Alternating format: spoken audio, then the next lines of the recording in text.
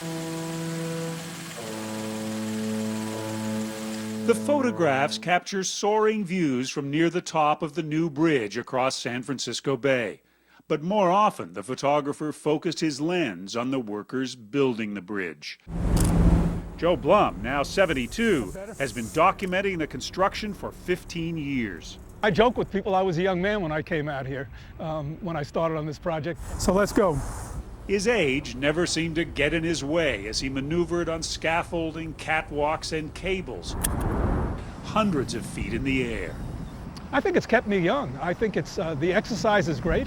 The camera bag when I bring it out fully loaded is 25 or 30 pounds, and do a lot of walking, sometimes uphill walking, a lot of climbing up and down the scaffolding. He took photographs as workers hammered bolts and wrestled with iron to create the elegant bridge suspended from a single 525-foot-high tower.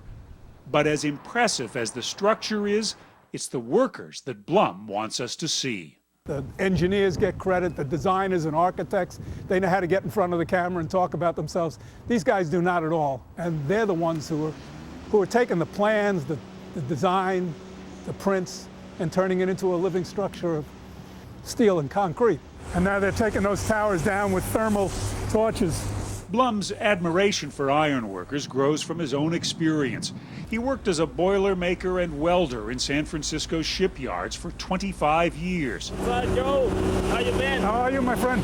What skills do the people who build this bridge have? Obviously, you have to be fearless in a certain way. You have to be strong. You have to have stamina. And I think you have to have a certain mental and emotional toughness to go out there. Blum admired the bridge workers, but how did they feel about him? Iron workers Steve Batiste, Jerry Cabala, and Ed Meyer. There's been a lot of photographers out there. We really don't care too much for them because they come up with a different attitude, almost treat us like animals in a zoo, like, oh, let's take a picture. You know, when it first started out, we were probably pushing him out of the way, but he would get right in there and try to take the best shots, of us working. You could tell early on that Joe was taking pictures of us, these guys, and the struggles that we had every day. In some of those photos, though, you have people on platforms that seem to be hanging in midair. Yes. When I first saw that, I was quite amazed to see them working off of floats. Those are floats. And they throw these floats over the side and then climb over the side. I mean, being tied off with their fall protection, but getting out there. And yes, I had pictures of them then swinging a hammer off of these floats, in which you would not believe somebody standing on this thing and hitting something with an 8-pound beater. And, it's almost like, a trapeze going back and forth. The new bridge, the eastern span of the San Francisco-Oakland Bay Bridge, replaces a structure built in the 1930s. I often try and get the old bridge in the background of my photographs. And somebody said to me, well, why do you want that ugly structure in the back? And I don't see that. I see it as a beautiful structure. It was, built with the technology and the understanding that they had at that time. Blum's photos echo those taken in the 1930s by Life magazine photographer Peter Stackpole. An exhibit of Stackpole's photos at the Oakland Museum of California celebrates the old bridge and the workers who built it. Can you imagine that 75 years from now, people will be looking at your photographs in the way they now look at Stackpole? I could hope. Thank you for coming. Blum may not have to wait for that recognition. Look at you. Oh my God, you're like a famous photographer. I don't know about that. The San Francisco Arts Commission opened a show of Blum's bridge photos at City Hall. Next to me is the man of the evening, Joe Blum. Let's On the exhibit's opening night, many bridge workers came to see how Blum saw them. That was a good one. Fabulous. Iron worker Tony Costa came to look at himself in one of the show's soaring photos.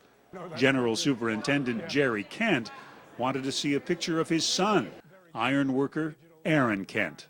Yeah, I want to say one sentence, that thanks everybody for coming, and it's about these guys.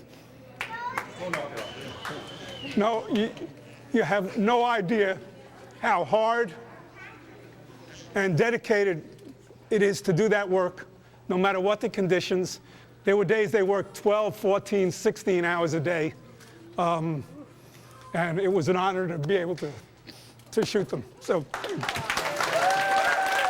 For years, Blum simply collected the photos and sorted out his favorites. It was truly a labor of love. Nobody paid him to do the work. His only income was Social Security and a small pension from his days as a Boilermaker. Now he is selling his photos, sometimes for little more than the cost of printing them. His reward for 15 years of hard work, Hey guys, how you doing? is winning the respect of the workers he photographed. We knew early on that he was always going to be our advocate. We could see it in his eyes, and we could see it through the lens of his camera and the images that he took. And I'm here to say the greatest honor I ever had in my career was being labeled a journeyman bridgeman. I think Joe deserves to be called Bridgeman Photographer.